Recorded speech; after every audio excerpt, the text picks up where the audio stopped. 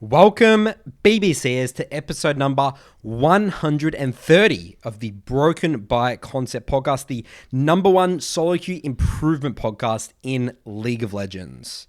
Now, Curtis, today, our topic, we're going to be exploring reviewing, really get into the details of reviewing.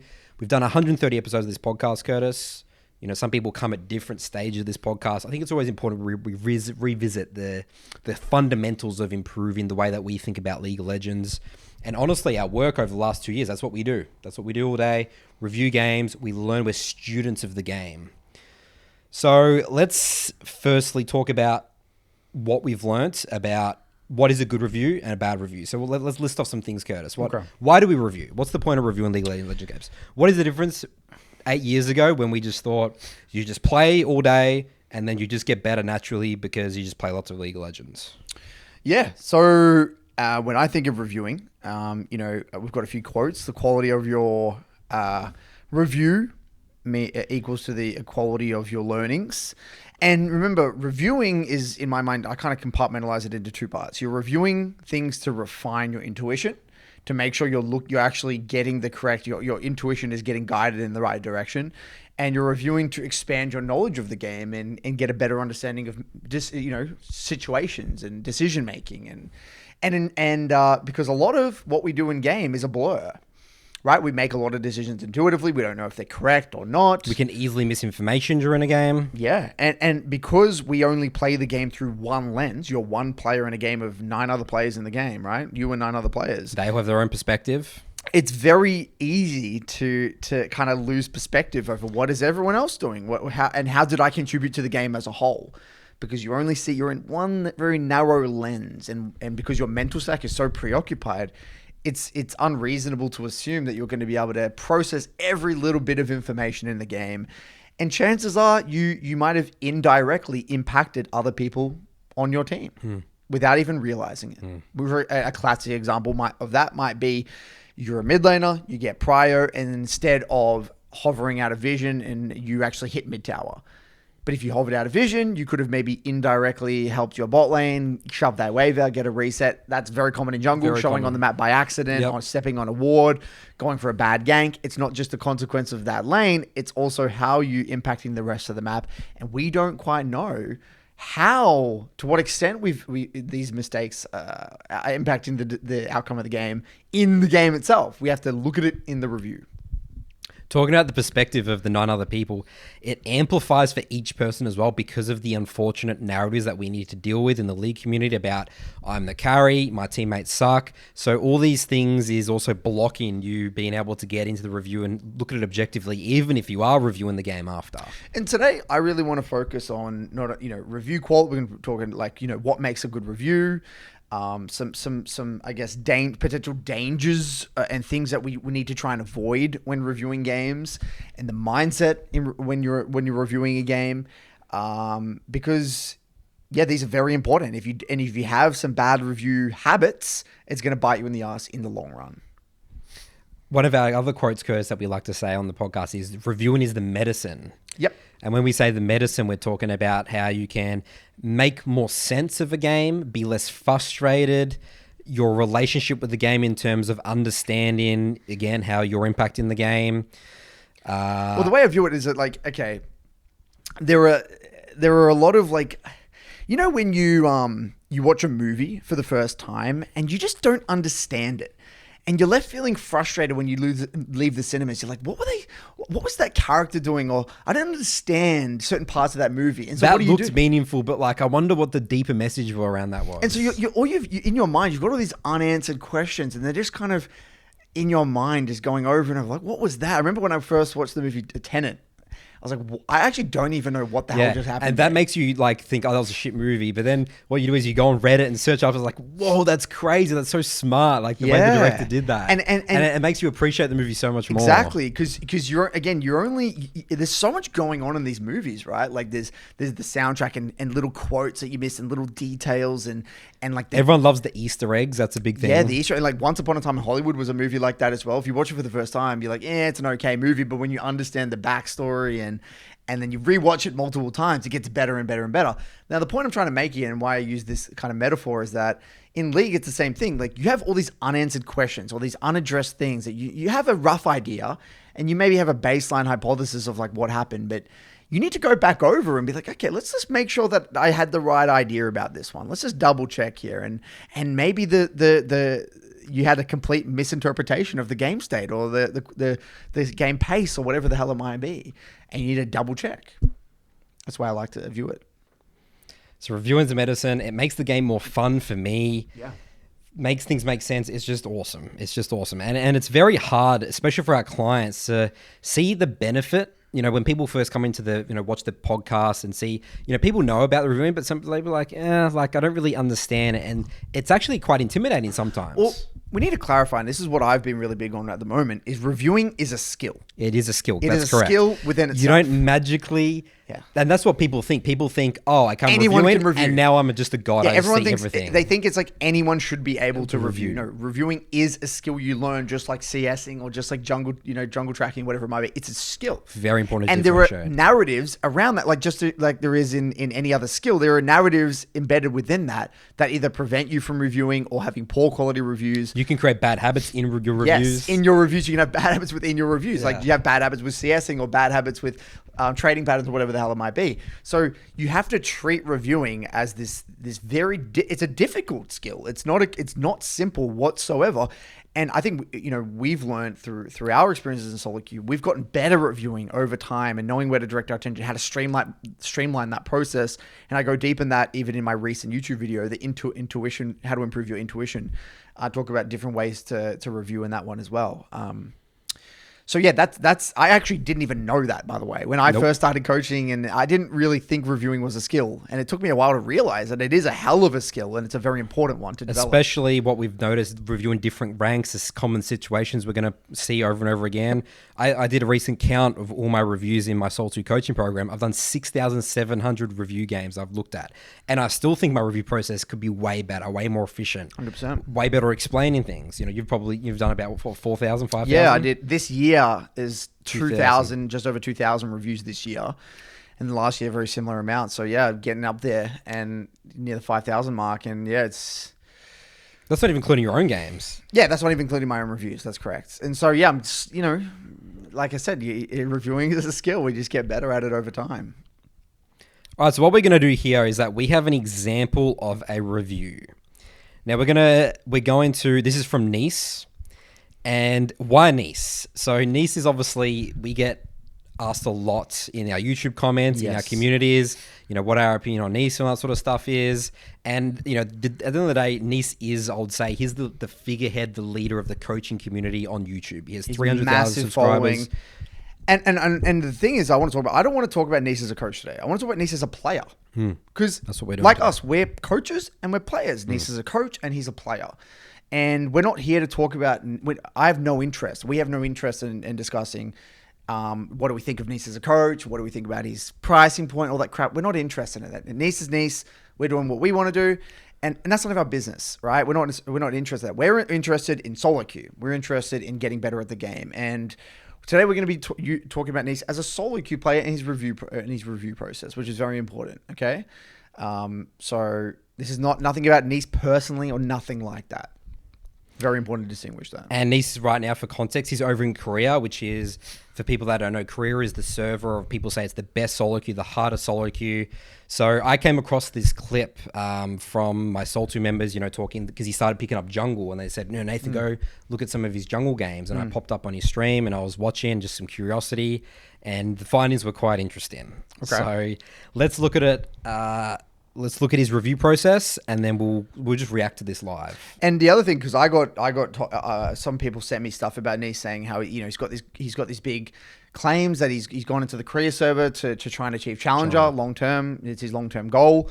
At the moment, this game as a review, he's roughly he's sitting in Diamond 4 right now. So this is in a Diamond 4 level. So just to give context to the audience right now, he's in Diamond 4. We're going to review a Diamond 4 game. All right, so we're just going to go straight into the review process. I'm going to clarify some context around the game as we're going through this, because I have seen this game from start to finish. So we're just going to go straight into the review process, specifically from when Neace ends the game. And it's great that Neace is reviewing his games, for one. Yes. Right? It's a positive. And the way that looks like Neace does it is that he goes into the review straight after the game. Okay. Nothing wrong with that. It's just pointless gameplay. It's not even a real game. People are like, Neace, Nidalee bad champ. It's like, and I can't even argue it. Because all this shit is just better cheese champs. Kindred, Shaco. Like, what am I supposed to do with this? I just want to talk about this. I mean, when we first went to Korea, and I remember we went for our first boot camps in late 2016? 16, yep. We've been many boot camps in Korea, and it does take time to adjust to Korea as a server in general. Korea, it is played very differently. Lots of fighting. There is very little macro, right? It is a lot of, a lot of grouping. It's very fast paced. It's a different type of game. It really is a different type of game, and you need to adapt and adapt to the pace of the game. And what we learn as well in Korea is that it is brutal. It is very brutal, and you got to you can't have your own way. You can't be stuck in your mind about like, this is the way I want it to go, and not adapt. It's like the server that forces you to adapt. Adaptability is one of the most important skills to develop in Korean solo queue. Well, I'll comment on this, because I've never played on Korean solo queue when I was like a player or playing at a high level. So I don't know. I don't know from learnings. Like, I feel like I would have had a different view of the Korean solo queue, because that's my gameplay. The way I play the game, it's pure adaptation. So I think that's the way you have to play the game. Yeah, no matter the server. I agree. It's just rammed up because the game pace is so fast. Yeah, well, that's interesting again, because I'm looking at these games and they're not really much different from what I see in my games or EU or even NA in Diamond as well. But I'll be honest, I don't really have much experience in low Diamond in Korea, but like. Yeah, so I would be careful. I think that I don't like that narrative, Curtis, honestly. Okay. I think that's hogwash, potentially. All I know is that there are server differences. Mechanically, I know the players obviously definitely better, but I'm a jungler. I don't have to rely on mechanics that much, so I might have a different perspective on it. But when we eventually do a Korean boot camp, I'll that's going to be a journey we'll share with you guys. Yeah, because I did play once and I learned support in Korea. Right. So again, and I can't say what it was like from NA, because I didn't, this is from OS, right? Just comparing from our server. This was in 2018. I played for about it was like 2.5 weeks or something, unranked, non-boosted MMR account to D1 support, learnt support. So I'd never played support before then. I was a mid-only player at that point. I wouldn't even play because I was a coach at the time, but we had a lot of time. So I decided to play solo queue, and an unranked coach, unboosted MMR account from level, unranked to Diamond 1 in 2.5 weeks, learning Pike, Bard, Alistar, and Tom Kench, right? With Coach Cupcake, or the player Cupcake at the time, helping me with a little bit. And what I found the differences were, it was, at the time anyway, and this was in 2018, and obviously things can change and services can evolve, same as OS and NA and stuff like that. But at the time, it was significantly faster paced. You literally couldn't play the same champions in OS versus in Korea. Okay. I got back to OS tried to play the same style. It wouldn't work because the players weren't training as heavy. And I was playing this perma like Roam style, and the junglers were playing like Xin Zhao and Camille. At the time it was like Camille jungle. And then so the champions that were getting played were different. So that's just speaking from my experience playing Korean solo queue. So that's why I say that. Okay. Yeah, I guess we'll find out. I'm definitely excited to go. All right. Continue on. So no, the first thing here is that, so we've just finished the game for context, going back to what he said. He's finished the game, and this is a trap that I see quite often. Already, the first thing that we're talking about, the language that we're using, is that cheese champions, so for context, he's just lost to a Shaco. They lost pretty quickly. I think the game, they FF'd at 15 minutes. And Shaco got lots of ganks off, and that's the first thing that he's already bringing. And also, we need to empathize here. He's obviously he's probably on a loss streak here. He doesn't look like he's in the right mental. Like, he's obviously, we've all been there, right? You've had a rough loss streak. Your emotions are probably getting the better of you. He's getting a bit beat down here, so we got to give content. Especially if he's versed a couple of these champs in a row, it's very easy to get into this mindset of like, okay, champion's the first thing that could be the problem. Yep, champion is always the first. It's the easiest way to. Yes, that's the key thing, and that's the interesting thing about our psychology that works is that we love to look at the game surface. If we see the end screen, we see who's fed. Okay, that's the problem with the game. Yep. Right. So that's the first trap here that I'm already seeing. You can literally watch the VOD of me try to ward for it, try to invade it, and ping it. Look at this. There's no way to win. Right, so it's interesting. Before we even get into the VOD, we already have now labeled a narrative about the game. There was no way for me to win. There's no curiosity in there. There's no like, okay, maybe a better way to word this would be, that game was like really hard. Like, I don't know. I didn't see many options to win. Like, let's take a look. It felt really hard. Yeah. And it felt like there was no way to win. But let's see. Yeah, you got to be careful of your language, guys, because your language does change the way you think. Yes. All right, really important stuff. Well, it alters your mindset. Yeah. And this is before we even get into looking at the gameplay, trying to see everything we maybe have missed.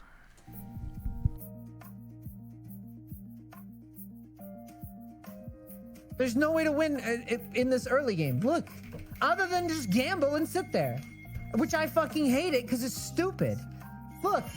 All right, so for the Spotify listeners, what we're seeing here on the screen here is that the enemy team comp is an Aatrox, Shaco, Syndra, Kai'Sa, and Nautilus.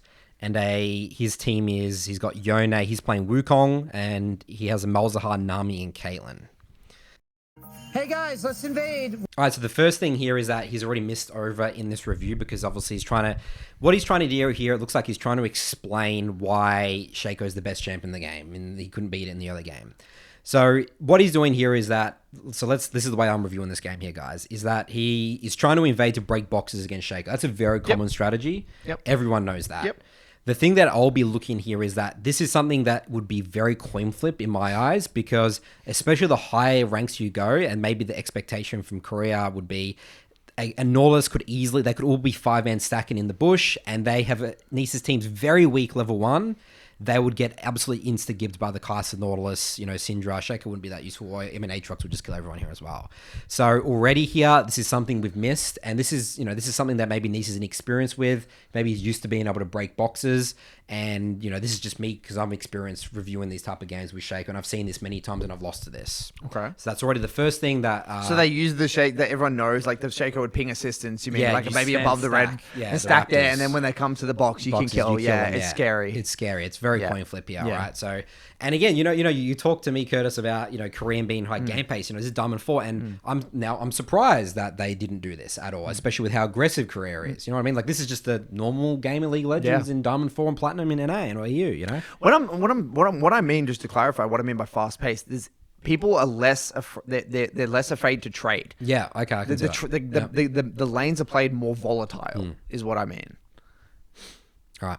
125. Oh, we invade randomly. Okay, we're going to blue now. So what I wanted to talk about here, Nathan, as well, is that was his he had a crack at that was his so there was a problem, which is okay, we need to spot Shaco early, make his break clears, break his boxes, make it slow down his clear, right?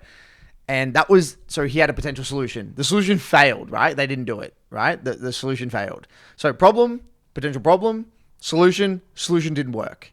And that's the end. But what it needs to be, and we'll continue on, but I just want to kind of highlight it as a problem and a solution. Right? I really want to bring it back to input, output, problem, solution. Just want to keep that as like a theme of this video. All right, we'll definitely see that coming up here now. Morons. All right. Here comes Neace. Ready? Ping, ping, ping. Here comes the gank. You see it on the minimap. You see it. Look, ping, ping. His camp's gone. Ping, ping. They refuse to sit back. There it is. Wow, there it was. All right, so problem solution here, Curtis. Yep. The problem here is that Shaco, and Neace did know this very obviously, and this is a very common thing, especially more experienced players. Shaco has the fastest level 3 in the game. Yep. Red, Raptors, Krugs, and then he always level 3 gank spot over the wall. Yep, and it makes sense because you got Nautilus as well. The Shaco's got Nautilus to help complement the gank setup. And he's got a very volatile Pretty straightforward. bot lane. All right, so solution to this, really simple, is what you do, and I tell this to my clients all the time, is against Shaco, the best case scenario for him is for this to happen, for Shaco, to kill your bot lane. He could also gank mid here as well. This is best case for Shaco. Best case for Shaco. And all you do is you ward over the wall, even if you ward the bottom tri-brush, you'll be able to see him about to So instead of going to break, you can actually do simultaneously. You could break, say you can't break the boxes on the Raptors. Yeah. Just go bot, ward the tri-bush on bot side. Yeah. And then that way you have the ward there to spot out Shaco. And you'll just waste his time. You just waste his time. Because then your bot lane will respect. So that's a solution. That is a solution. So there's a problem. Shaco has a lot of threat on your bot lane Yep. at level 3. Yep. And there's no way for you to be able to counter this because you're level 2 and you don't want to counter this. Yeah, Wukong cannot counter this. That's just the reality. Yeah. What I want to also talk about and start to mention, just to bring it up here, there are very real champion differences. Wukong has his particular strengths and weaknesses. Shaco has his strengths and weaknesses. Your job is to try and find creative ways to minimize the strengths of the enemy champions while making the game catered around your strengths. Right? This is like a theme. That's like a mindset, really, right? So the only reason you were able to come up with that is that you've probably had similar experiences, painful experiences. I've lost many games from this. Lost many games from this versus Shaco players. And so you're like, what can I do? Reviewed it. And I can actually maybe do this ward. Now, the thing is, and this is what we want to talk about here, with this type of review, it's impossible to come up with that solution. Because he's not in that frame of mind. He's not in that frame of mind. He's not in the problem-solving mindset. It's showing how it seems like how bad my bot lane is to die to this when it's so obvious to him. And the thing is like he did well with the pings, right? He did a great job. Like he did well with the pings, right? So that's again onto a problem. Shaco ganking bot. His solution was ping danger, danger, danger, and his bot lane backs off, and then Shaco can't get the gank off.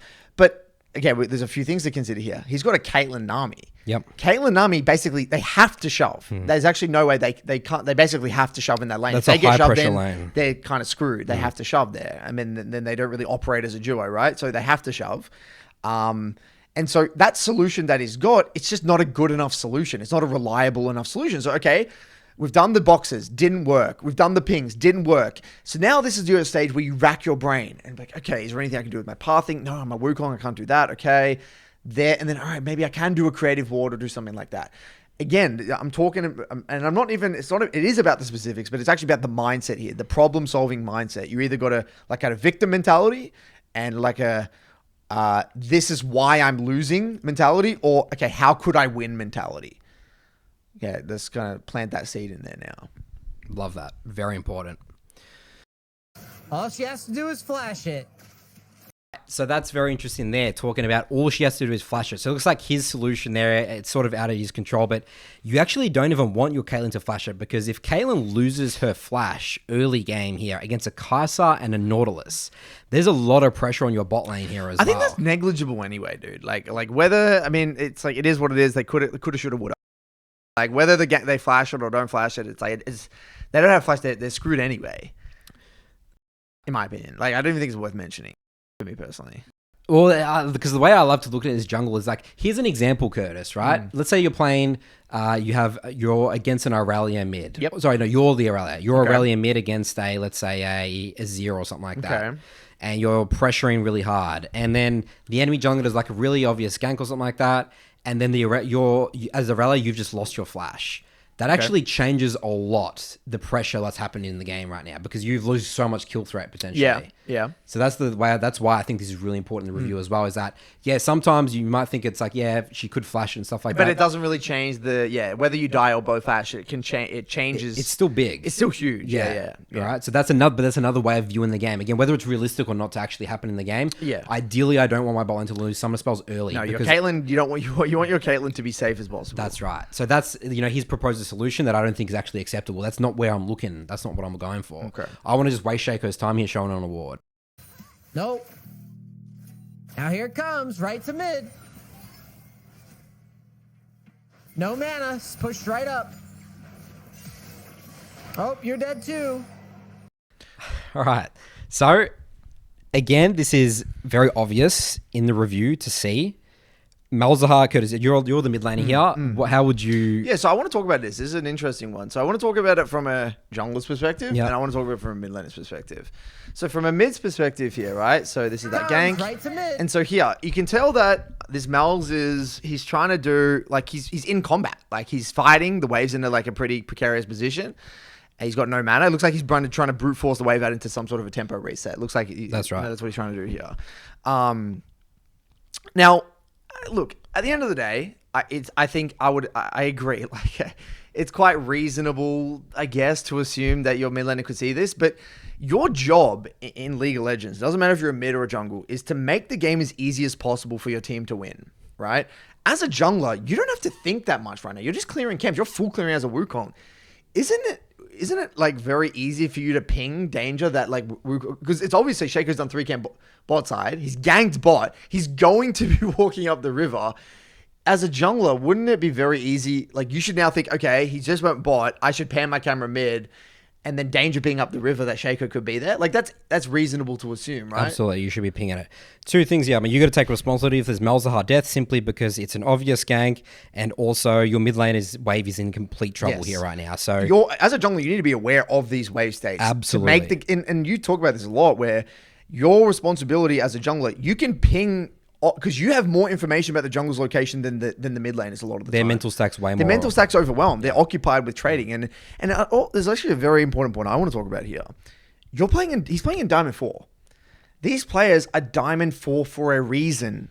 Okay? So the way I view it is like, if he dies to this gank, it makes sense. That's why he's Diamond 4. Like, he's not Diamond 4 because he's playing perfect League of Legends, not dying to any ganks and, playing flawlessly. They're making if you're in Diamond 4, you're making basic mistakes.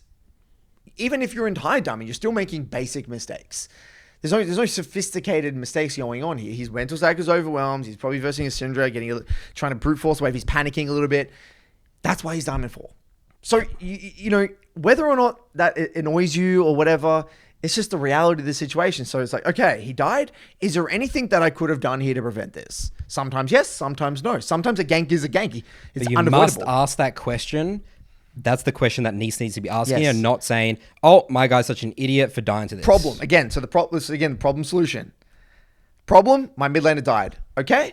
Let's look at this. Was there any signs in the game? This is what I say to my clients in the review. If you die, let's say I'm the Malzahar, right? Or let's actually look at it from Neace's perspective. If I'm a jungler and problem, I'm looking at the review, my mid laner died to the jungler. Okay, that's a problem. What are the solutions? What are the potential solutions? And then you say, okay, maybe I could have pinged. And then you say, well, what are the signs the game is telling me to ping this? Well, Shaco in this case show bot side. He's done a 3-camp bot side. He has to go through mid here regardless. That's it. Boom. That's the learning. I could have pinged mid here. And that's it. It's literally as simple as that. You got to go through that process. But he didn't. I don't think he mentioned here that he could have pinged for the mid laner here, right? No. He's assuming that it's obvious and his laners are, You notice Mel's actually wards this. He does actually somewhat No aware. mana, push right up. It is hard to because Shaco can actually you're stealth from the ledge Yeah. and not get seen. 2. So his facial expression, he was very confused. How? Like, there's literally nothing I can do. Okay, interesting. There's the statement. There's literally nothing I can do when there's plenty of things that he could have done to minimize Shaco's early game here. And the start in blue as well option, the way that you think about the Shaco matchup as well, this is just some advice as a jungler, is you should actually get level 4 here. And typically, if Shaco wastes his time or fails any gank, you have the level 4 to level 3 advantage. And if you match him on his red side, you start blue, you actually have a lot of options to pressure him in his top side Yeah, camps. if he failed that bot gank and failed that mid gank, you're suddenly in a huge position, and the game's actually really bad. Yeah, you can win the game. And the other thing as well is that, let's say if your top lane and mid lane doesn't have priority and maybe they mess up their lane, then your mindset is insta reset and go bot and contest his bot camps on spawn because he's lost tempo. So there's so much you can do against this, but this is where the curiosity needs to come into play. The curiosity, he's already made that statement. And this all actually stems from what he said heading into the review. Before he's even seen this, he already had the conclusion that there was nothing I could have done. And he's going into the review to prove to himself that he was right. There was nothing he could have done. And this is this is a very important point. This is if anyone's listening to this, and there's one thing you can take away from this entire video, even if you click off after I say this, I don't give a shit. This is a review tidbit, juicy tidbit here. The mindset you need to have when you're reviewing, guys, the mindset you need to have when you're reviewing is you must automatically assume that you are in the wrong and go into the review to prove yourself that you were actually right, rather than assume that you are right and go into the review to prove yourself that it was wrong. Does that say that right? So you assume that you're wrong. Going through, you should assume that you're wrong. Assume that you're wrong. And you have to prove to yourself, you have to just go through the effort to say, oh, actually, no, I was right. Rather than, like, if you come in with the baseline assumption that every play and everything you did was correct, it's so much harder to straw man yourself. It's so much harder to prove yourself that you're wrong because you want to feel comfortable. You want to feel like I made the right decisions. Like, it's an ego protection mechanism. So I tell all my clients, and this is how I actually stay mentally sane in solo queue, by the way. This is my mental resilience toolkit here. If something feels off in a game, or we lose a 2v2, or my team dies on a dragon, or my team fights without me, or whatever it might be, or we lose a Baron fight, or whatever, my baseline assumption is I messed up somewhere here. I messed up somewhere here. Highly, highly, highly likely. I might not have, though. But it's easier for me mentally to assume that I contributed to the situation in some way, shape, or form, because chances are I probably did without even realizing it. And then I go into the review to prove myself, actually, Curtis, you're actually in the good there. But more often than not, I did contribute to it. But it's so much easier that way. So imagine if he came in thinking, okay, my bot died, my mate died, there must be something I missed. I contributed to this in some way, shape, or form. Especially when you think big picture for context of Neace's journey right now. He's Diamond 4 with 250 games with a negative win rate. He's more than that. He's like 300, he's over 300 games or something like that. That should be even more of a time where you should be thinking, I must be missing something. I'm not going anywhere. You should be going into the assumption that whatever I'm doing is not working, it's wrong. And, this is times to, reach out to other people, get other people to look objectively, because it is very difficult to review a game objectively when you're in a hole. He's in a hole right now. And this is the thing with Neace, the hole that he's in right now, where you're playing suboptimal League of Legends. And the only way to get out of this hole is to realize, okay, I'm at a Diamond 4 level. Accept your level of play. Accept my level of play. I'm playing at a Diamond 4 level right now. Okay, cool. We all start. I don't give a shit about that. Right? It doesn't matter. I'm not here to judge anyone's level of play. But he's playing at a Diamond 4 level objectively. Okay? And that's what he's got to realize to himself. I'm playing at a Diamond 4 level. Okay.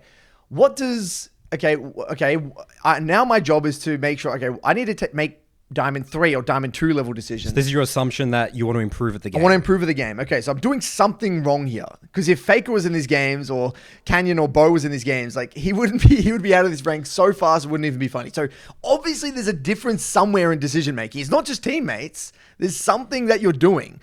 Now, it's your job to be curious with a magnifying glass and try and figure out what's going wrong with the quality of your decision making. And you got to accept where you're at. If you don't accept where you're at, he's not going to get it. And so the toxic cycle starts, okay, I'm playing poorly, but when your review quality is poor, you're then just reiterating that narrative that it's like, oh, my teammates or whatever the hell it might be, Korean solo queue, the better champs or whatever the hell it might be. And that's fueling it. And then you just continue to stay at that level, but then you're getting worse mentality. You're actually playing worse because the mentality is like you're playing with low confidence, or you're getting tilted, frustrated really easy, or lack of adaptability. And then you just stay there or even drop. So if he doesn't fix his review process, he actually won't get out of the mental rut, and he'll probably stay there for months. This is the example of someone that won't improve. That's correct. With they will this stay current here review forever. process. And we've seen this. People that will stay at the same rank for months and months and months and years. Months. And he could fluctuate because maybe he picks a champ that's really good in the meta or something like that. He could spike up to D2. He hits a stride with a champ that's good in the meta. But in the long run... You don't magically go to Challenger. You will never, literally never with this process, you will never it will get to Challenger with this process. He needs to address this process if he wants to get to Challenger. Unless I sit there with him, man. How stupid. How bad a game is that? It's either I sit there and watch it, or I lose. I have to just completely flip it. All right, so that was the end of his review.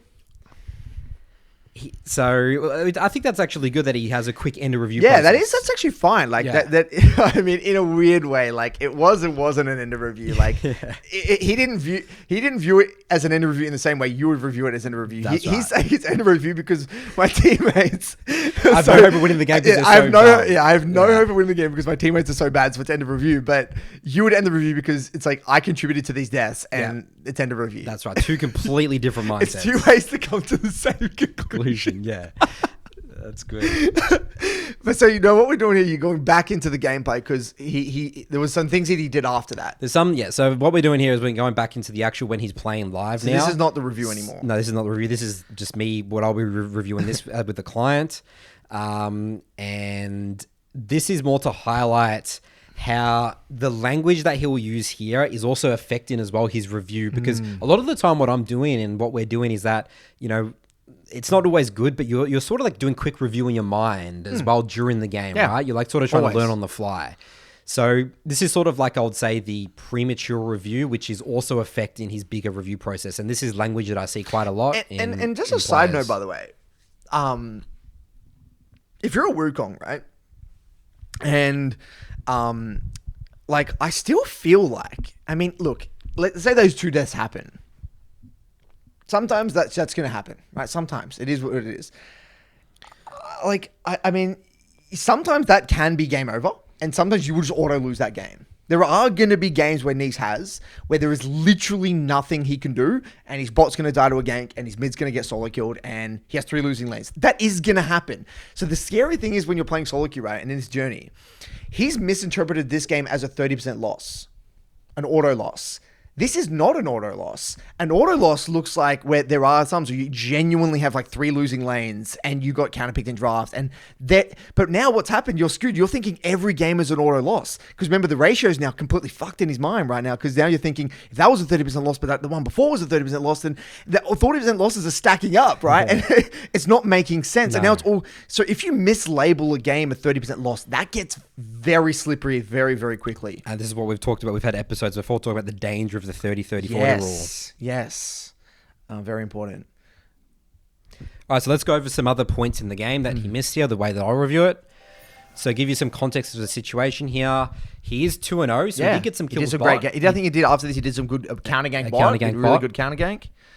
And it's 5 minutes in the game. His Malzahar's just hit level 6 and the enemy Syndra's 6. She's pushed up. Malzahar has the ult, right? And he's going to jump over the Raptor wall to gank the Syndra. And he's sitting on 1,500 gold. And he's sitting on 1,500 gold from that counter gank.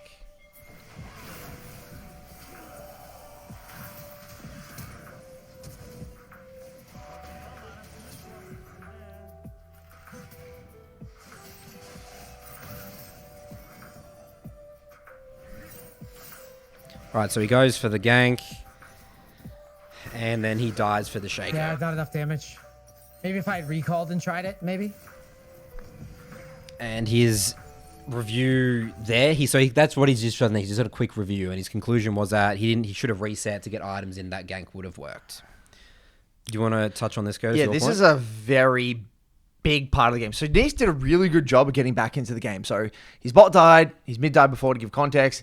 He full cleared topside, reset, went bot, counter ganked the Shaco, correct? That's kind of what happened in the game. He's 2-0. He then, I think he full cleared up topside again, right? And now he's sitting on 1,500 gold. Is that correct? Yeah, he cleared back up top. He cleared back up topside.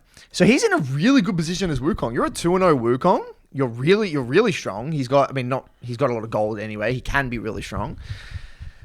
The way I want to talk about this is the game is on you. At this point, you're a carry-oriented jungler, right? Like, you know, you're not an early gank-oriented jungler like a Shaco or a Xin Zhao or Rek'Sai, Wukong right? is a very good, strong team fighter. Yeah, you have amazingly, especially nowadays with the Ravenous build and everything.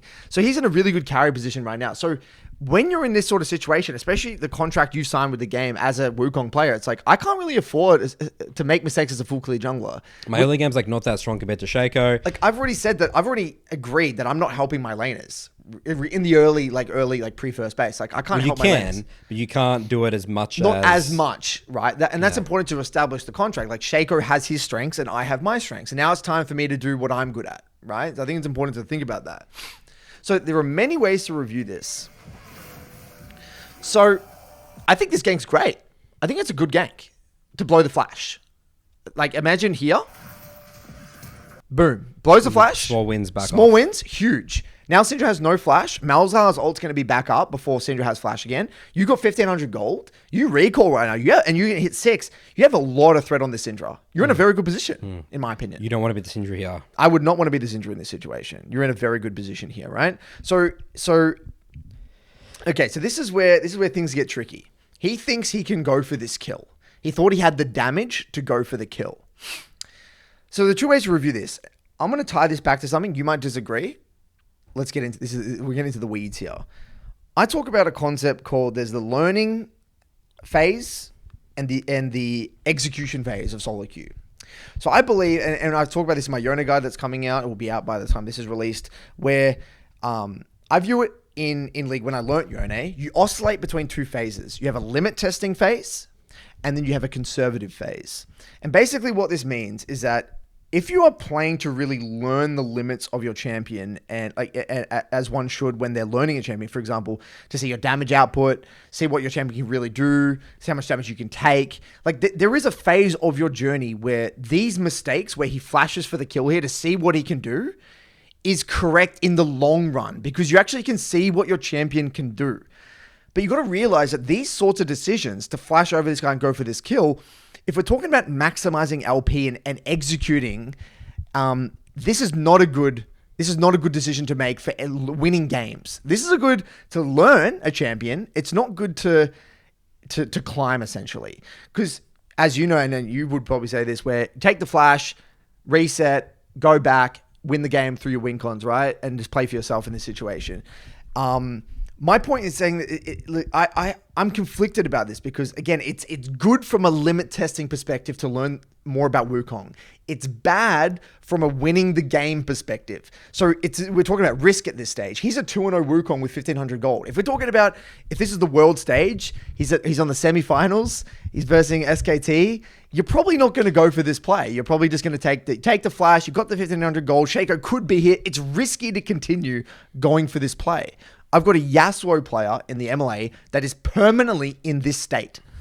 He doesn't perceive risk. He's 24/7 limit test phase. There is no execution phase in his mind. So I'll give you an example. He was playing versus Pantheon mid. He solo killed the Pantheon mid.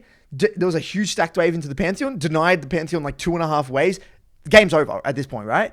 Then the Lilia comes by to collect the wave. He was 2 levels up on this Lilia, tries to limit test, and when he's on, Yasuo's on like 100 HP, tries to outplay and kill him, dies to the Lilia. It's not necessary to win the game. Why? You could just base and win the game. Yeah. But what he said, I'm like, okay, we reviewed it from two lenses.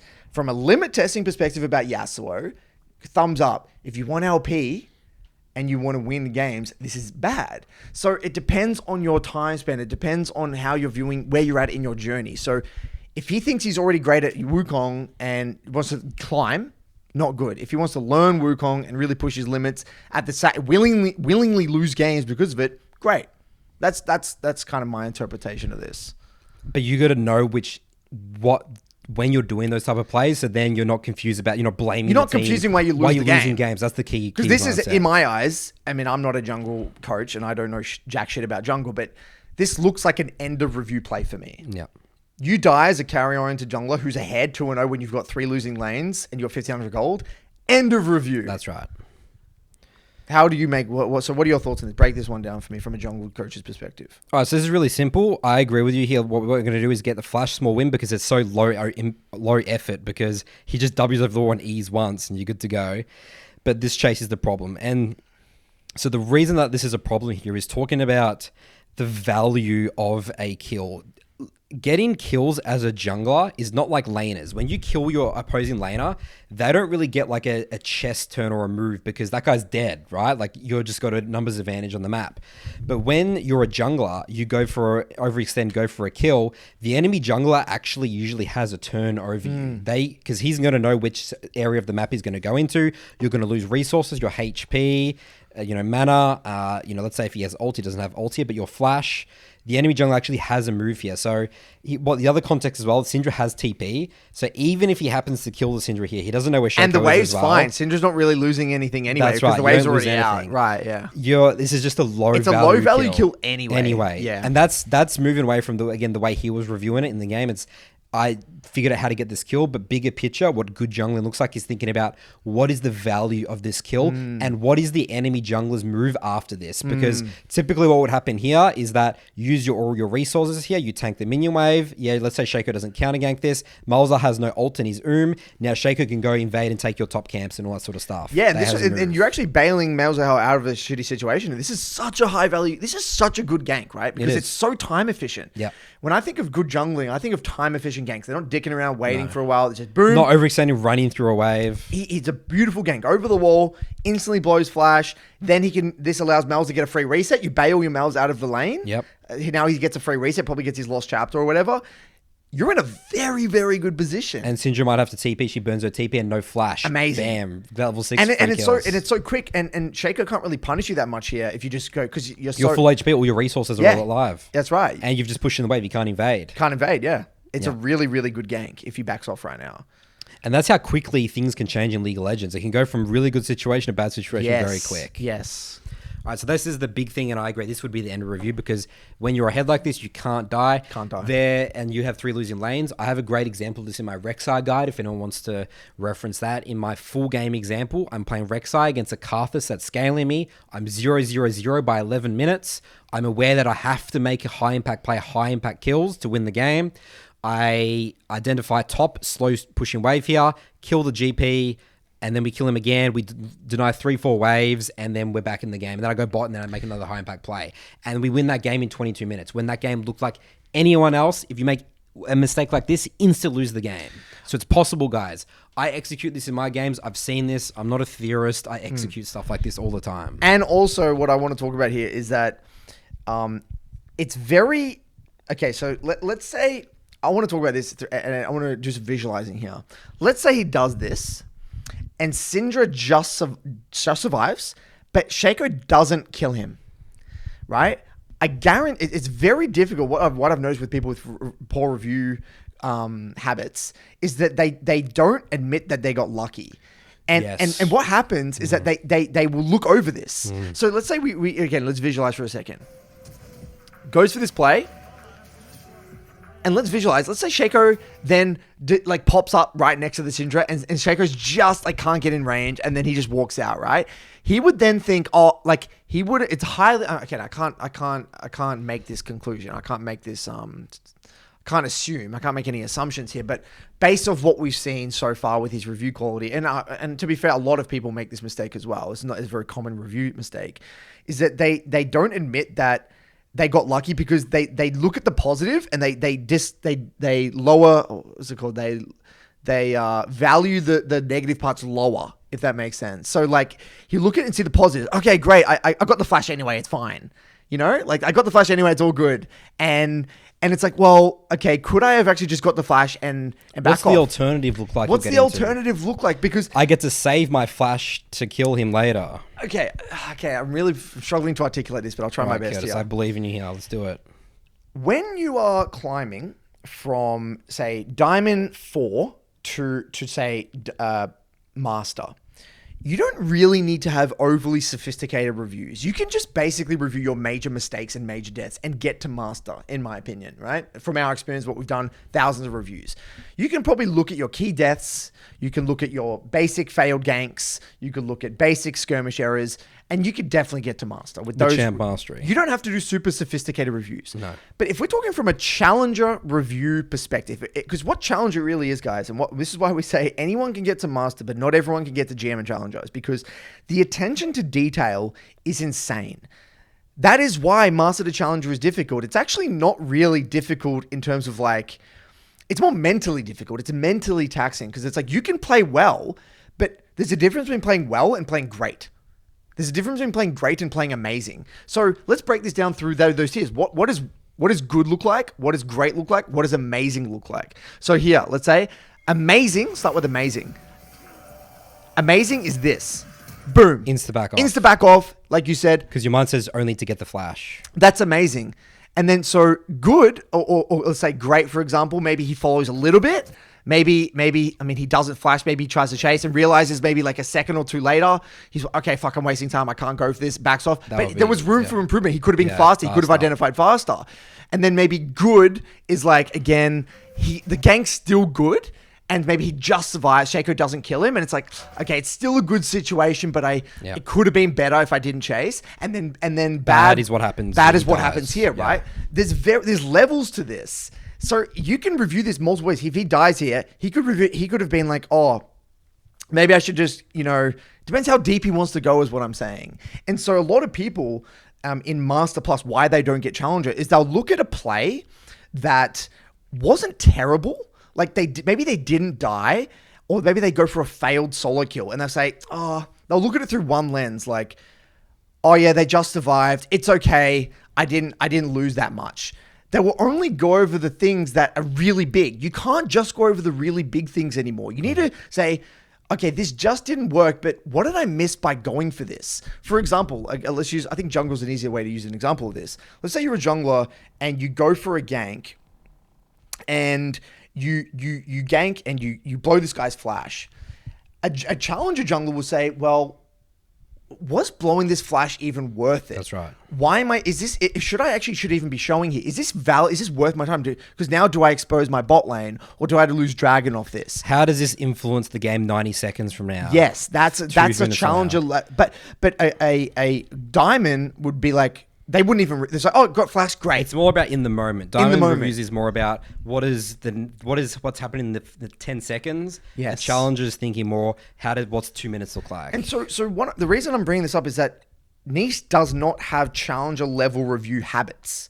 So regardless, like, he won't develop challenger level gameplay without challenger level review habits.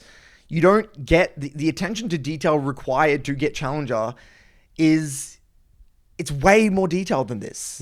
He didn't even review this. No. He literally didn't even review this. Yeah. Well, he reviewed it in the game, right? That was his review in the game. Yeah, but he didn't go in the post game to look at this, second guess it. No. And his initial, and this is what I talked about in my YouTube video. You have an initial hypothesis. So this is how everyone improves in League.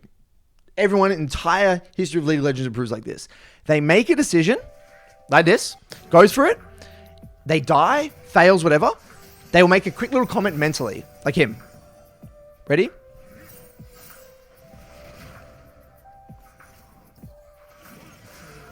Yeah, not enough damage. Maybe if I had recalled and tried it, maybe. Boom. That's his. So that's now he's made an intuitive decision. Boom. Now he's reviewed that in his mind. Like you said, he's done his mini review process. I should have based and then I would have killed him. If I spent my gold, I would have had more damage, I would have killed him. That's his review. In my YouTube video, I break down the dangers of this review type.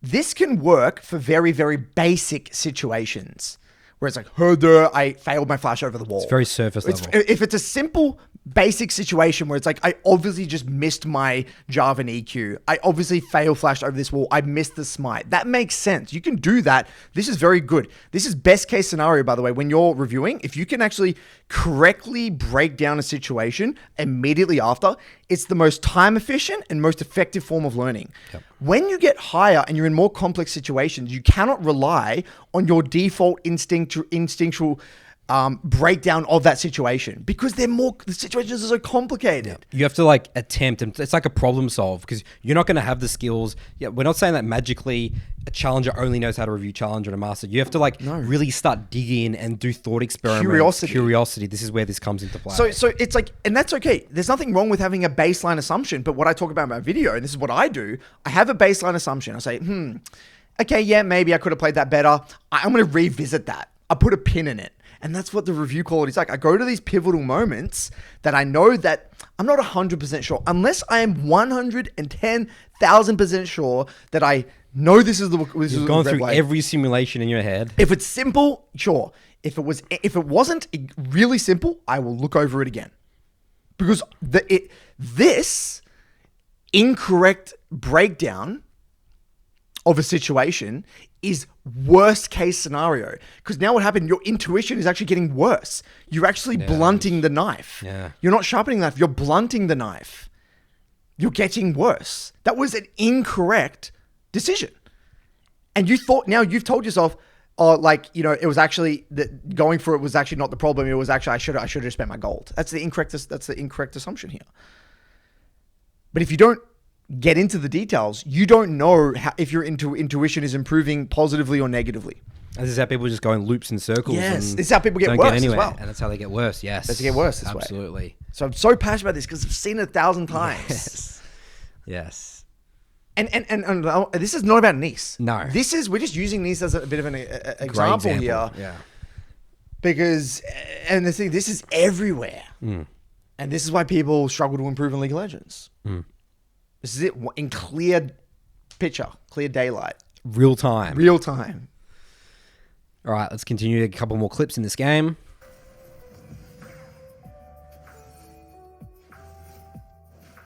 Maybe if I had recalled first.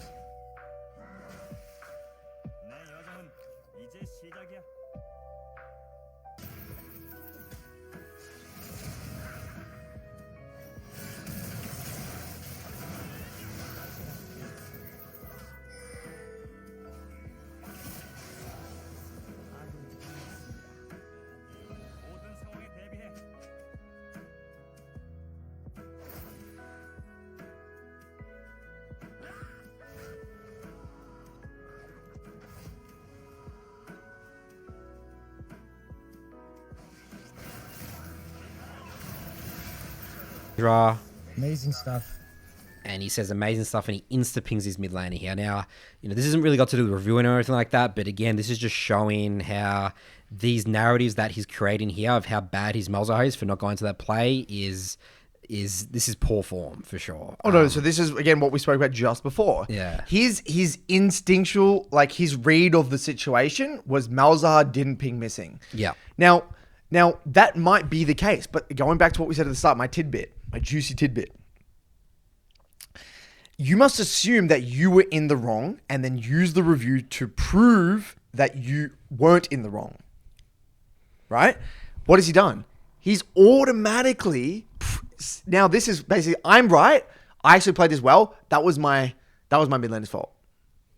But when you look at it, actually, we replay this. There was nothing to do with Malzahar. There was no way Malzahar would know that Syndra was moving in this situation. You actually go back... Syndra was based. If we go back even further here, they reset. Syndra came to this gank out of base. He walked over a ward. This one was obviously warded here, and he's also not taking into mid priority at all. Going for this mid play. priority Just here. Purely thinking about going for this. Purely thinking about the 1v1. Yeah. And so and there was no way Malzahar could ever. No. Ever in a million. I wouldn't ping that. No. So I would get flamed here, run east. Yep. That's right. I would get flamed here. And Amazing stuff. And then pings mid. I would just get flamed there by Nice if that were me. Yep. So again, this is talking about at the beginning, so everything makes sense. This is what a Diamond 4 jungler, this is how they behave. This is what they look like. This is what they This look is a like. Diamond 4 jungler. Yes. I mean, blaming teammates, not getting into the review, coming in with narratives, trying to prove that it was his teammates' fault rather than his fault, not having that problem-solving mindset, having the victim mentality. And there's nothing wrong with the mistakes. If he imagine he made all these mistakes, but then tried to come in with a problem-solving mindset, it's fine. Yeah, it's fine. That's good. It's good. We'll be saying how good Nice's review process is right now. Would be complimenting Nice and how gritty, and he's going to improve. He's going to get there. Yeah. But obviously he's not doing it. Hence why he's sitting at the same rank for a very long time now. There is no positive signs here. No.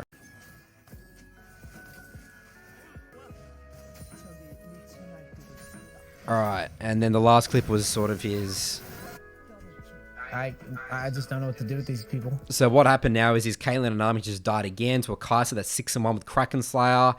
And this is, again, the instinct, his first comment to talk about. But, the game is completely over by this point. Over. You should not be making any sort of comments like this. And again, this is fueling his narrative. It's just fueling. It's going to make it harder for you to get into the review. Because a Kai'Sa, a Nami Caitlyn that have lost and you completely didn't protect them in the early game with your ward, of course they're going to die and repeat. And it's end of review already. It's game over. And look at the way that he's continuing to talk about this now, which is really disappointing to see. Just heavily, just statistically impaired teammates. So no responsibility there at all. Not curious. Everything's coming together here again with a poor review quality process. It's actually what it is too. These guys are apes. They're like absolute stupid players. The fact that I sat there and spam pinged it and it still happened is just wild to me. All right, so there's a lot we've just taken away from those short plays. There's so much Nice could have done that game, and it's just not fair to be calling your teammates apes when the matchmaking system is unbelievable, guys. Everyone's in their rank for a reason. We've got to get into the details, but this is an example, guys, of showing you're going to be calling your teammates quote unquote apes and stuff when you're confused, when you're not reviewing properly. And, looking at this, reviewing so important to us, guys, because we have so much fun in the game when we, not even when we know the answers, when we're working towards knowing the answers. This looks like a miserable experience for Neace. I genuinely don't know why you would play the game with this mentality. It looks so terrible. If you're not having fun or you're not playing for improving, why are you playing League of Legends? That does not look like a fun experience. No. The curiosity is what makes League fun. If we were playing a game that was purely dictated by the quality of your teammates and by matchmaking, no one would play the game, right? Like, we wouldn't play the game. Nope. What's the point? It's gambling at that point. It's a complete gamble. It's gamble. not fun. We wouldn't play the game. It's like you're playing a pay-to-win game or something like that. I don't know. You know what's... Before we get into this, something that's really funny is that you can make a case that anyone is quote-unquote ape if you just look at it from their perspective. Okay, I'm gonna again, let's look at it from Malzahar's perspective, right? It's like, why do I have a Wukong on my team that's not pinging where, you could look at it from Malzahar's perspective. I've got god damn it, I got the full clearing jungler who's just full clearing and doesn't ping Shaco's location. Or, obviously it's a bit of an exaggeration, but you get the point. Or the Malzahar is just going back to lane, and then... He could exact say call my Wukong's an ape. Why is my Wukong invading with no prior and just walks over everyone and dies? Like, what an ape. Everyone's just calling Or Malzahar could have easily flamed him for chasing the Shaco and dying to the chasing the Syndra and dying to the Shaco. The Malzahar could have made many arguments in that game to call Neace an ape in that game if you frame it looking at through Malzahar's lens. So, like... You can't, it's all about perspective. It's all relative. It is. Anyone can look terrible. Anyone can be made look terrible with the game because game's hard. The game is fucking hard. I make terrible, disgraceful mistakes. That doesn't mean I'm an ape. The game is just hard. There's lots of human error in the game. And everything makes sense. This is the thing. You got to understand that everything makes sense in League of Legends. Like, there's an input, there's an output. And if you put in the games and you make better quality decisions, you get the LP and you win. Right? There's no grand conspiracy here. We've talked about that. Why is it possible for players like Bo to come onto the EUS server twice and get rank 1 in a span of 2 weeks with a 75%? And when like Showmaker and stuff come to NA and EU, it's not a coincidence, guys. Okay. And so what's this, Nathan? What are we looking All right. at So here? the last thing here I want to mention. This is a bit of a rant here. So this is this is a chat log from Neace's community in the stream of him after he talked about his teammates this way. I'll read what it says here. Is one of his community members says, expect from Diamond Apes not knowing how to invade a Shaco. Your teammates play like mentals since 5 rounds. And then someone else says, right matchmaking is a joke. Been saying it for a while. One team always competent, one always boosted. All right, Curtis, how would we deal with these type of comments in our community? I mean, for starters, they don't even exist. Yep, that's right. But let's say if we see this, if I see this, well, it's like, well, I think the first thing I say is like, okay, show me an example. Let's get into this. So show me this first. Show me a clip of what you're angry about. That's the first thing I'll say. Show me a clip, and then I'll get into it, and then we'll say, okay, let's see how we contributed to the situation, and then I'll say, okay, well, League is a game where it's all about it's about long term. It's not about the short term. You can't gauge what's going to happen in that 3 block or that week of games. You can gauge what's going to happen over hundreds of games, and it's about taking responsibility and accountability. And you can't focus. You can't focus on other people, and you're the only consistent factor in each and every solo queue game. You're not going to play with these players again, nope. Right? And if everyone is bad and you're good, the odds are stacked. They're actually in your favor because. Right, you're the one 5 good bad player. Players, and you only have 4 bad players on That's your team. right. So the odds are in your favor. Yeah. I mean, yeah, there's many ways you can break it down, but it's like starting points. How about you? Well, so my rant about this, like when you see these copper comments, is that when Neace is behaving this way on his stream. This is what's encouraged, right? Like we're talking about teammates. Like I not once have said my teammates apes. Like my first thing is like, okay. This is the thing as well, guys. I take full responsibility for, let's say, my teammates' deaths first. Then I'll be like, okay. And even when my reviews him Soldier as well, I was like, okay, well, actually, was there bad there? But that's fine because you can't be expecting. Not everyone's a professional player, guys. Yes. We're in the rank for a reason, right? So, it's just so sad to see that this is the reality of the community. This is what's encouraged. This is just not tolerated in my community Nice, at all. and this is the thing, is that Nice has a large audience. This is he why has he's a using an example. responsibility. Absolutely He has responsible. whether or not he wants the responsibility or not, whether or not he Yes. wants it, or whether or not he even planned on having it, that's not the point. But he has a responsibility to start spreading the positive. Imagine Nice is some people's role model, right? Nice has provided a lot of value for the community. He's done a lot, especially for the lower elo community. He's got a large low elo following. And if this is the messages he's spreading, imagine what all these lower elo players are going to be saying in their games. And he's tarnishing he's influencing these people's relationship with the game very negatively. These type of comments is why we do this podcast, guys. This is what we need. This is going to take... I want to show you guys as well, just for this episode. This is a snapshot. December 2022. This is where we're at. This is the reality of the way the top content creators... This is not just a niche thing. I've watched many other coaches as well. I mean, as a coach, you think that's a pretty loaded term. That's someone who's like a, above the, the pettiness of... the solo queue interaction. Like, this is someone that's meant to be a role model, a coach. You think about your traditional sports coaches, as a kid growing up, like, they're people that you follow, that you want to mold and be into become. And this is what it's at. This is the current state, unfortunately, guys. And it's just so sad to see. And it's very frustrating for me because these are the clients that come in and I need to undo all these narratives. We have to undo the work. Constantly undo the work. Yeah. So, it's going to take us years. All these people quit the game, even though they could have enjoyed the game. And League's so fun, guys. That's the thing. It's just so sad It to see. can be fun. Can be fun. It's not fun like this. Yeah, it can be not fun. Like, this is a great example of that. So, that's my quick 2 cents rant.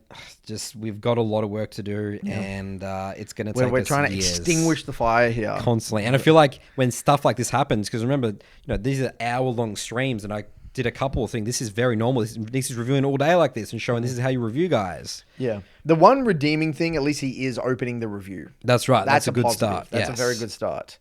We've got a long way to go. A long way to go, but he starts somewhere. That's a good so it'll be start. interesting to see how he goes. Yeah. There's a lot there to be done. And I think the other thing is that he needs to realize that he's not a talented gamer. Something Maybe really he was. Maybe in other games he was.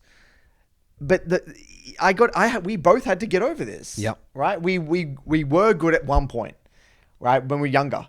And then now we're a bit older. We played the game for a while. We don't have that cocky confidence anymore. We don't have the I did that. I came back. My story all the time that I've said on this podcast. When I came back after not playing for 4 years, after being challenger in season 3, 4, 5, I was struggling in Platinum 1, Diamond 4. And I had the ego, super delusional, didn't know how to review properly.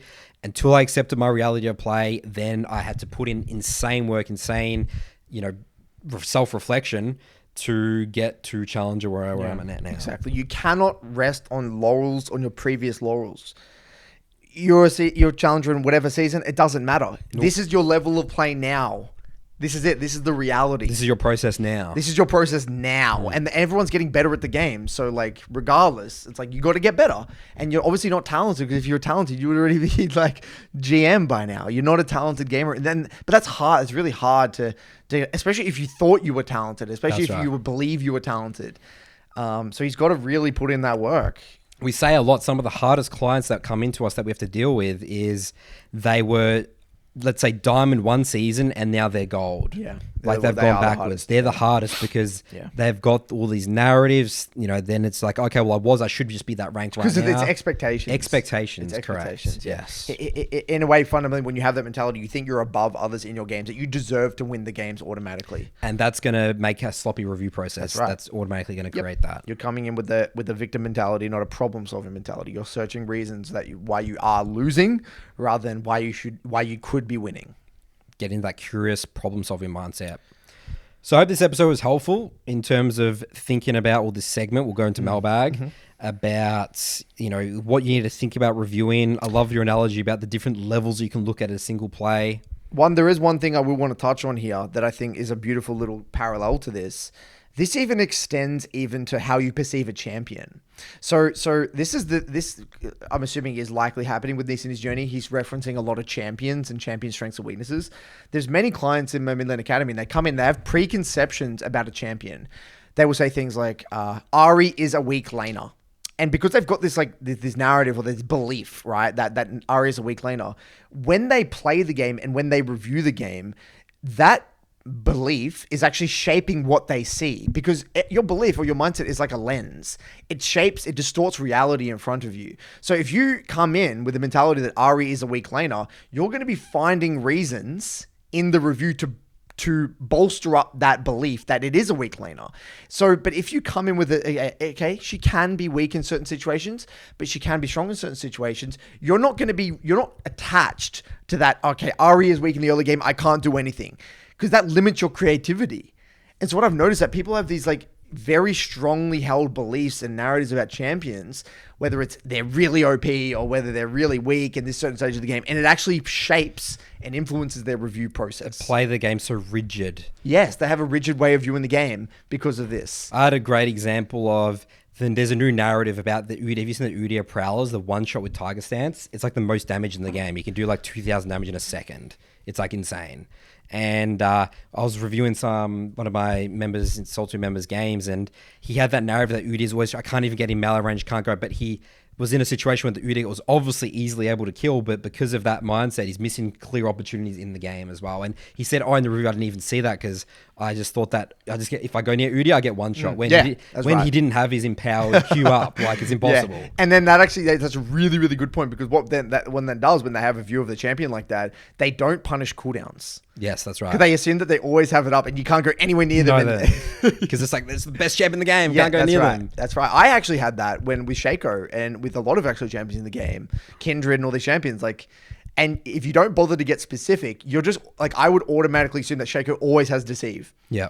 Or automatically assume that Kindred can always be there or whatever it might be. And until you get granular and you get specific, you got to address them. If you feel like you have these like toxic general expectations about a champion, you got to address them, because they will bite you in the ass in the long run.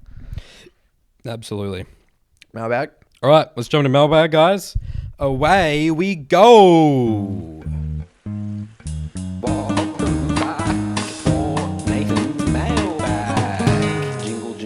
Song. Alrighty then, first question here is from Max. The title of this email is Taken Month-Long Breaks from LOL. Hey Nathan, Curtis and Charlie.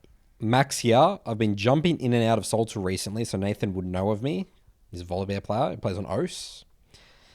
He's usually Diamond 1 to Master. I really enjoy playing League of Legends, and I feel like it's a really good competitive outlet for myself, and I would love to make something out of it. For example, I plan to join my university team. Great. However, I've been noticing a pattern throughout the last season. The pattern is that I consistently play 3 blocks throughout the month and thoroughly enjoy them. But then I go down this rabbit hole of consistently playing poorly and directly losing my team's multiple games, which makes me feel miserable.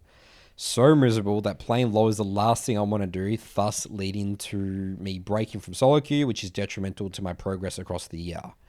The break is typically 1 or 2 months, as I normally get stuck into another game, but I always come back to LoL for that high elo competitive aspect of the game. Thus, the cycle repeats itself.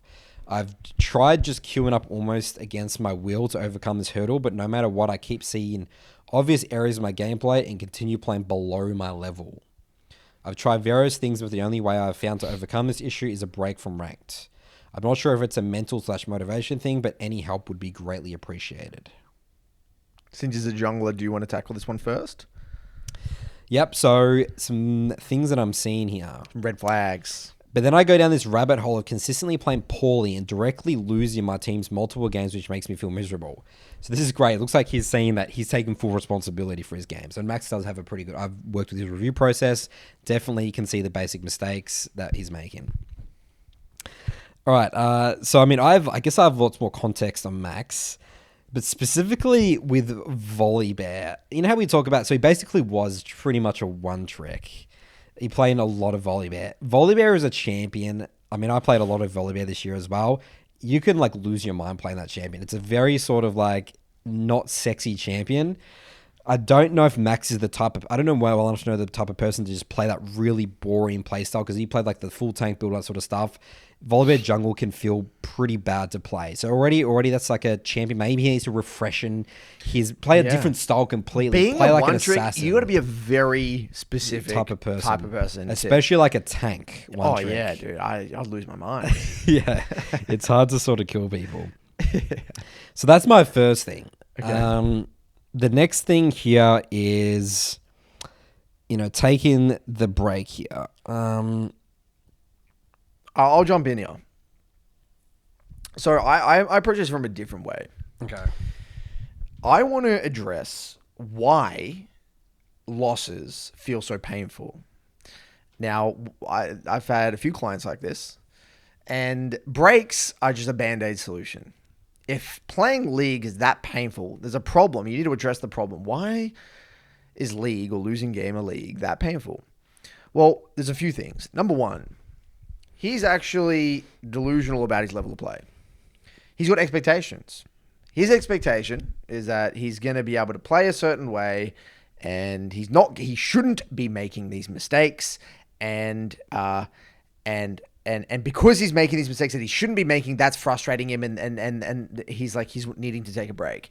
When in reality, he was always going to make those mistakes. That is his level of play. He said that he was playing below his level, but that's the expectation. He's playing at his level. You are playing at your level. Yes. And that is why, so you believe, so the reason you're not having fun, and League actually does become very unfun when you believe you're playing below your level.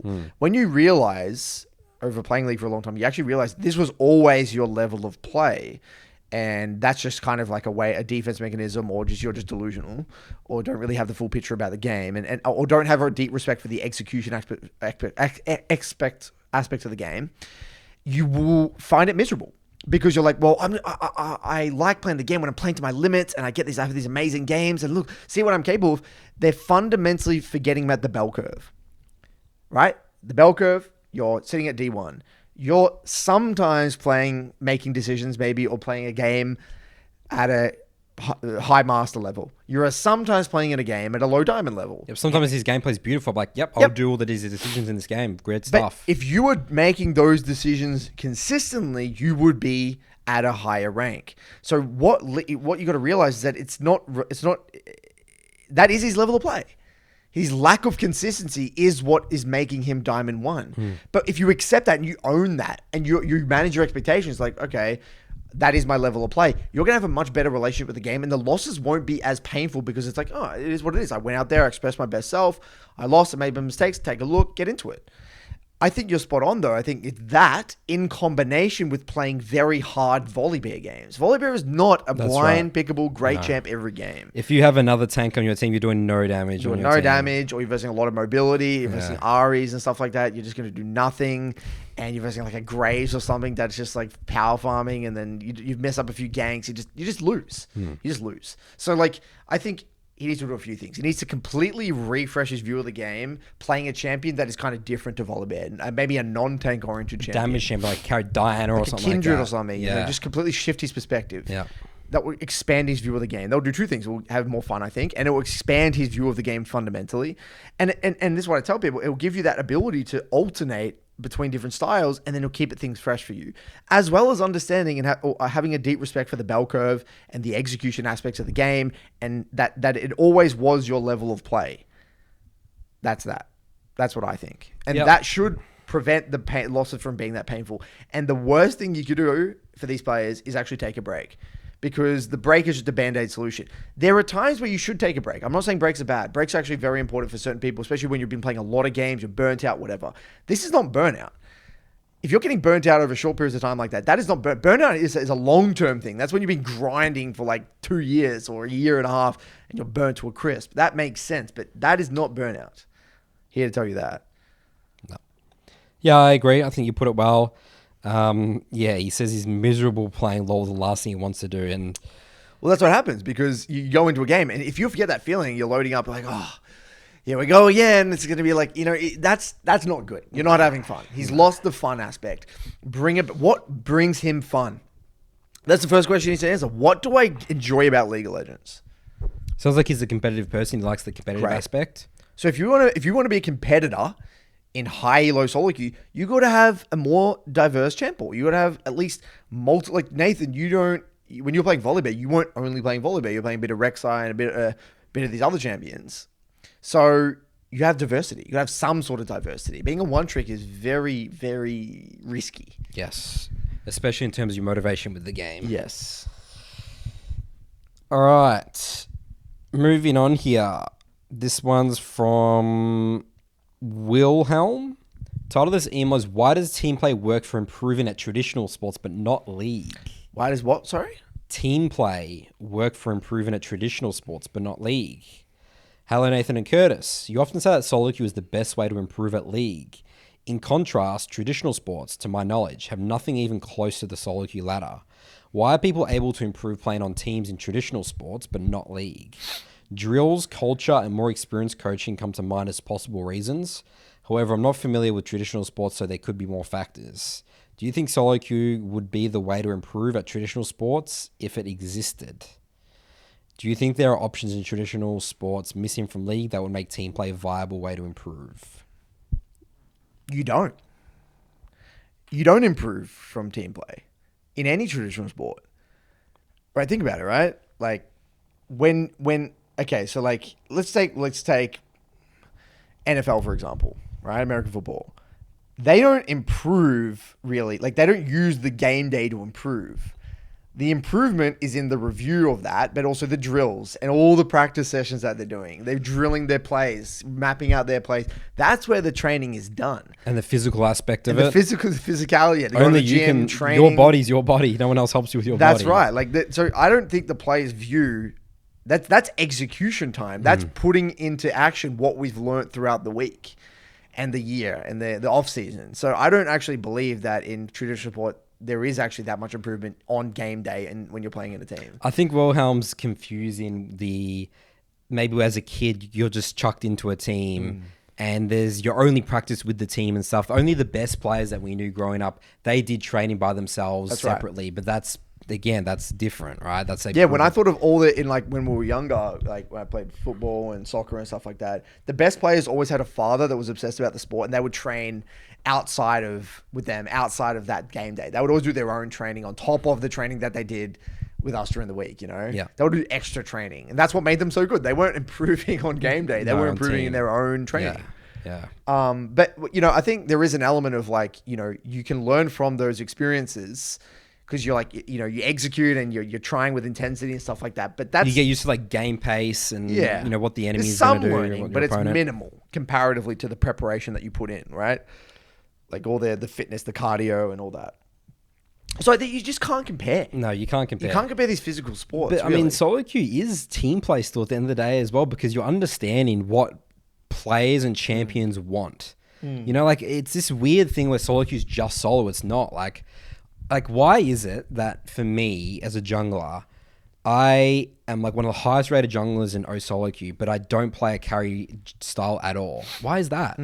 That means that I must be playing League of Legends. That's just what League of Legends is, or jungling is. No, what League is really at the most fundamental level is you pick a champion, and your champion does particularly. You have like a role in your comp, right? It doesn't really matter what that role is. You have a role in your comp. Your job is to play that role to the best of your ability. And if you play that role really well and you complement the teammates and know how to play into the enemy composition, you're probably going to win a lot of games. It doesn't matter if that's a tank role, peeling role, creating space role, getting vision role, whatever the hell it might be. You know, you're ticking.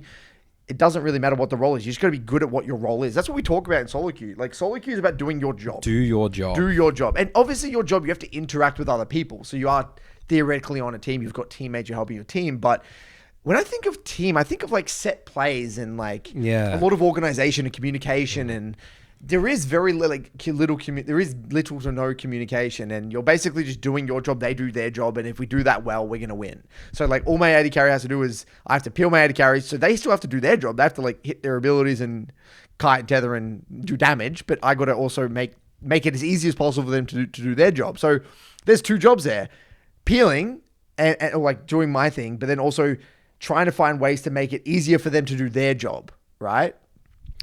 The piloting your champion, yourself, hitting skill shots, you being aware of where everyone is, tethering, that, if you would do the percentage of that and team play, that's like 80% that's a huge percentage Yeah, of the it's massive. game. It's like the majority of the the game. team play aspect of it is like very small. This is why but we- when yeah. you get to the highest level, That's those right. tiny details, that's what actually makes That's the right. difference. But we're talking about the 0.001%. Because if everyone is competent individually, that's where team play comes into play, That's right? right. Because everyone knows how to do their job now. Yeah. So if everyone knows their matchups and everyone knows how to path correctly and everyone knows win cons correctly, well now, okay, everyone knows how to play the game of League of Legends.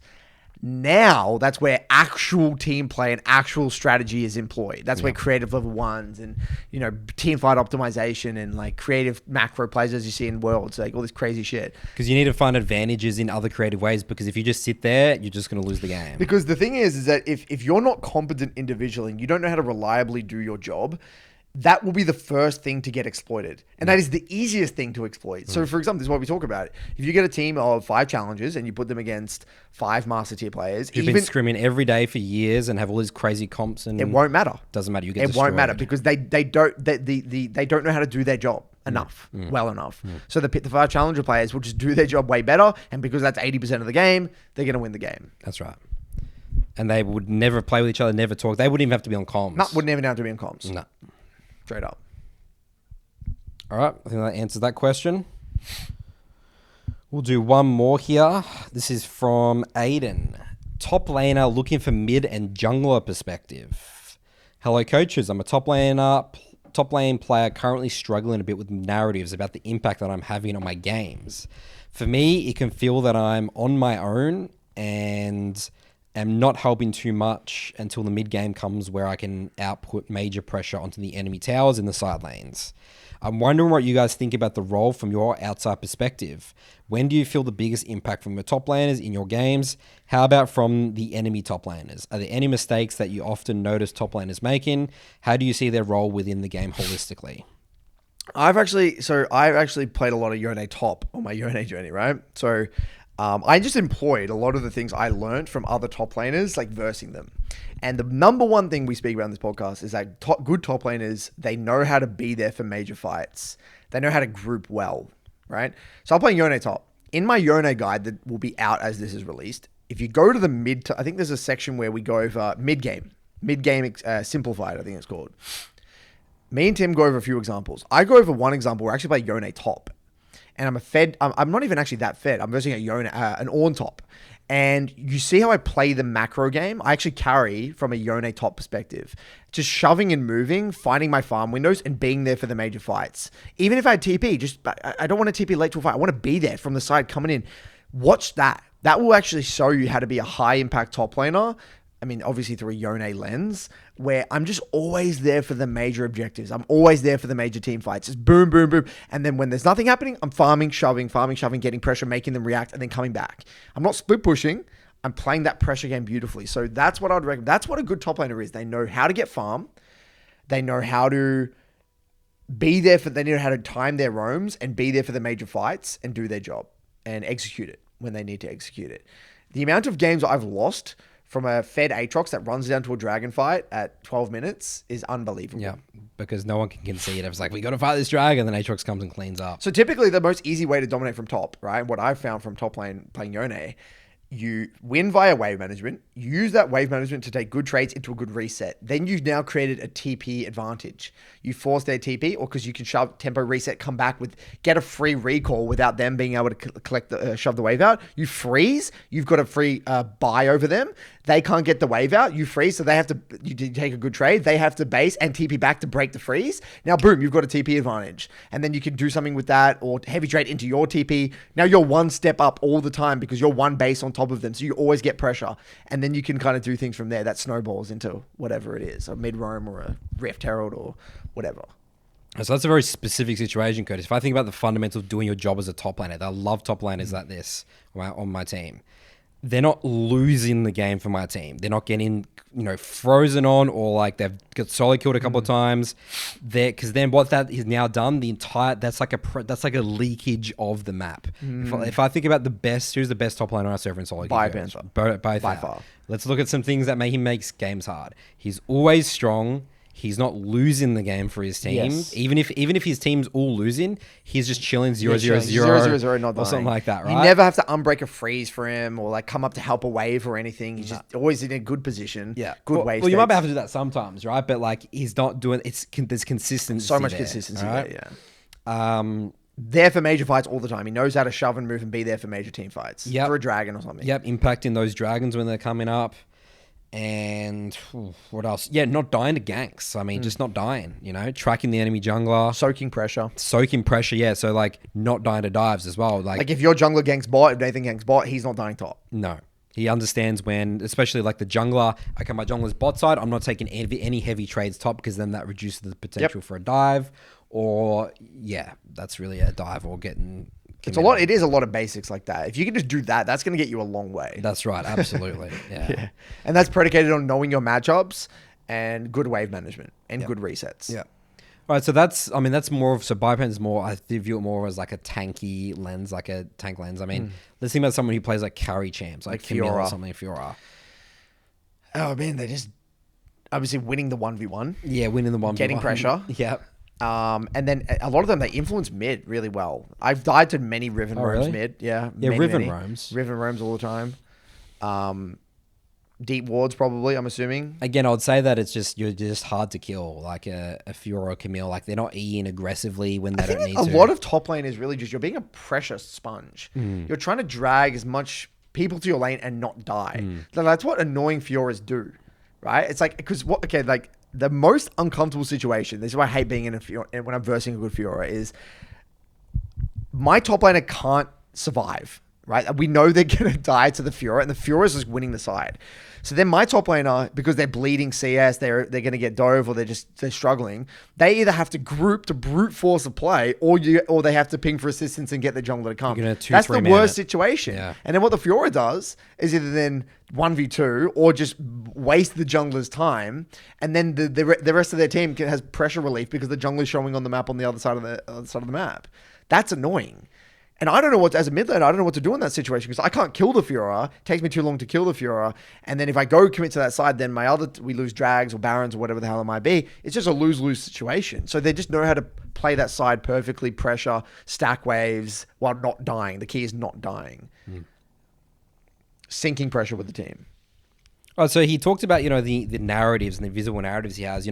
Look at the best top laners. I mean, our rank 1 player on our server is a top laner at the moment, so Biopanther. So you just got to really encapsulate the mindset, go into the Neace review and everything. Curiosity, do your job. If you do your job incredibly well in League of Legends for your role, for your champion, you're going to win most of your games. How do the best top laners win? Yeah. That's what I would ask. If you don't know how the best top laners win, that's probably that's thing you need to investigate. Be curious, look at their VODs and see if you see any trends. What do I see between these players? Why are these players who are consistently high elo, what are they doing? And get specific on the champion as well. Yes, get specific on the champion. Because, I mean, the way as a Rail King, the way he wins top lane, that's a special type of player to be able to do. He just wins through... Zookill and playing Yone top, it's different. Yeah. All right, that's it for this episode, guys. Hopefully we learned a lot about reviewing. Review your games, guys. We'll see ya in next episode.